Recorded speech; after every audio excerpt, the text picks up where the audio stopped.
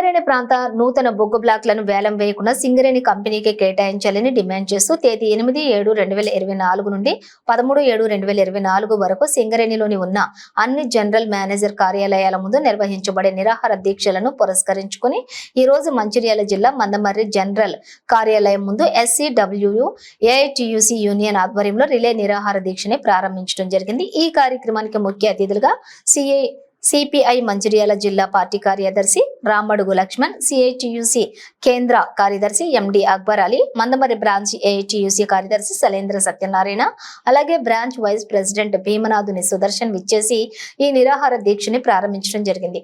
ఒకవేళ కేంద్ర ప్రభుత్వం తన మొండి వైఖరికి మార్చుకోకపోతే గనక రాబోయే రోజుల్లో మరొక సకల జనుల సమ్మెకు కూడా తెలంగాణ రాష్ట్ర ప్రజలందరూ సిద్ధంగా ఉండాలని పిలుపునివ్వడం జరిగింది।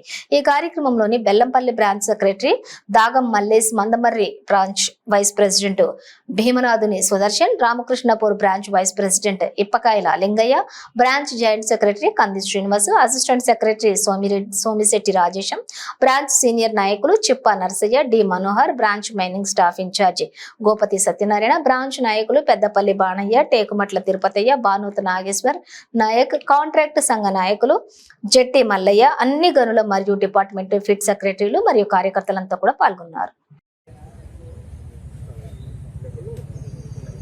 కార్మికుల ఐక్యత, కేంద్ర ప్రభుత్వం మొండి వైఖరి, కేంద్ర ప్రభుత్వం మొండి వైఖరి, కేంద్ర ప్రభుత్వం మొండి వైఖరి, బొగ్గు వేలం పాఠం వెంటనే, బొగ్గు వేలం పాఠం వెంటనే, బొగ్గు వేలాన్ని వెంటనే, కార్మికుల ఐక్యత, కార్మికుల ఐక్యత, AITUC జిందాబాద్, AITUC జిందాబాద్, జిందాబాద్ జిందాబాద్, AITUC జిందాబాద్।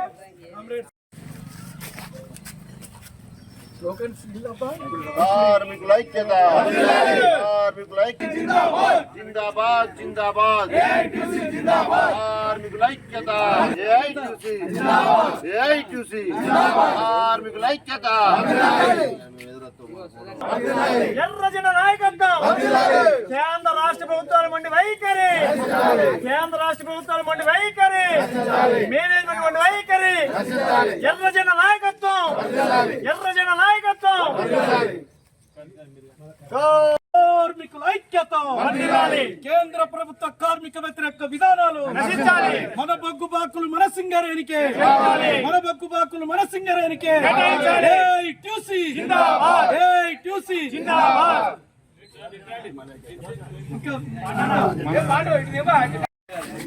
పెట్టేదే పెడతారు కానీ కార్మికుల ఐక్యత, కార్మికుల ఐక్యత, AITUC జిందాబాద్, AITUC జిందాబాద్।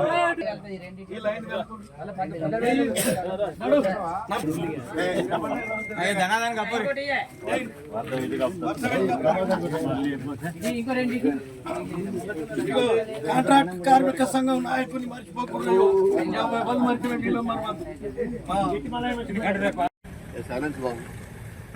సింగరేణికి సంబంధించిన 4 బొగ్గు బ్లాకులను ప్రైవేటు వారికి ఇవ్వడాన్ని వ్యతిరేకిస్తూ ఈ నెల 5 తారీఖు నాడు జిల్లా కార్యాలయం ముందు, కలెక్టర్ కార్యాలయం ముందు మరి ధర్నా చేయడం జరిగింది। అదేవిధంగా అన్ని GM కార్యాలయం ముందు కూడా మరి ఈ రోజు నుండి 13 తారీఖు వరకు AITUC ఆధ్వర్యంలో ఆందోళన చేపట్టడం జరుగుతూ ఉన్నది। మరి ఈ బొగ్గు గనులు ఎందుకు ప్రైవేటీకరణ చేస్తూ ఉన్నారు, ఇలా కేంద్ర ప్రభుత్వ ఆలోచన విధానం ఏంటిదని ఆలోచించాల్సిన అవసరం ఉన్నది। అదేవిధంగా రాష్ట్ర ప్రభుత్వం పాత్ర ఏంది, ఇలా మనకు సంబంధించిన 4 బొగ్గు బ్లాకులను ఇలా కేంద్రం వేలం చేస్తూ ఉంటే దానిలో పోయి మన ప్రభుత్వ నాయకులు, ఉప ముఖ్యమంత్రి లాంటి వాళ్ళు కూర్చొని వేలంపాట నడిపిస్తూ ఉన్నారు। అంటే ప్రజలకు చెప్పేది ఒకటి, ఇలా జరిగేది ఒకటి జరుగుతూ ఉన్నది। మా ఆనాడు 2015లో బీజేపీ గవర్నమెంటు MMDR చట్టం తీసుకొస్తే దానికి రాష్ట్ర ప్రభుత్వం ఆ రోజు వత్తాసు పలికి సంతకాలు మద్దతు ఇచ్చి ఆ బిల్లు ఆమోదం చేయడం వల్ల ఈరోజు ఈ బొగ్గు గనులు వేలంపాట అవుతూ ఉన్నది।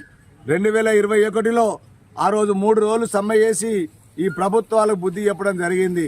మా బొగ్గు బావులు గిట్లా ప్రైవేటీకరణ చేస్తే ఊరుకోబోమని చెప్పేసి ఆ రోజు తెలియజేశాం। ఇలా అడుగుతా ఉన్నాం ప్రభుత్వాలను, ఎవరి కోసం గెలిచారు మీ ప్రభుత్వాలు, మా బొగ్గు బ్లాకులను మాకే ఇవ్వాలని చెప్పి ఇలా అడుగుతా ఉన్నాం।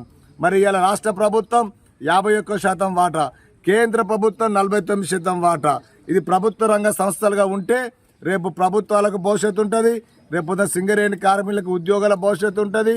ఇంకా దీనిపై అనేక మంది వేలాది మంది కుటుంబాలు కూడా ఆధారపడి బతికే అవకాశాలు ఉన్నాయి. ఇలా నిరుద్యోగ సమస్య పోతుంది. అనేక మంది యువకులు ఈరోజు ఇలా రోడ్లపై ఇలా చదువుకొని ఇలా తిరుగుతూ ఉన్నారు.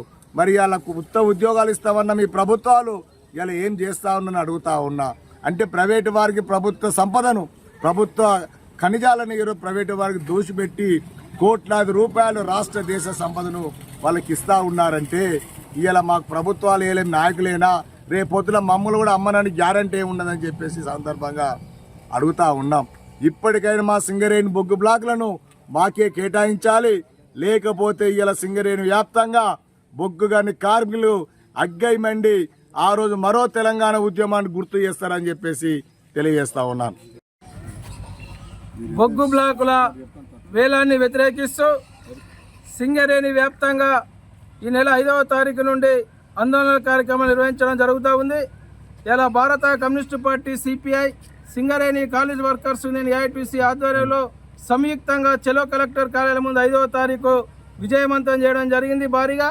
మరి ఈ రోజు నుండి 13 తారీఖు వరకు సింగరేణి వ్యాప్తంగా అన్ని జనరల్ మేనేజర్ల కార్యాలయాల ముందు రిలే నిరాహార దీక్షలు నిర్వహిస్తూ ఉన్నాం.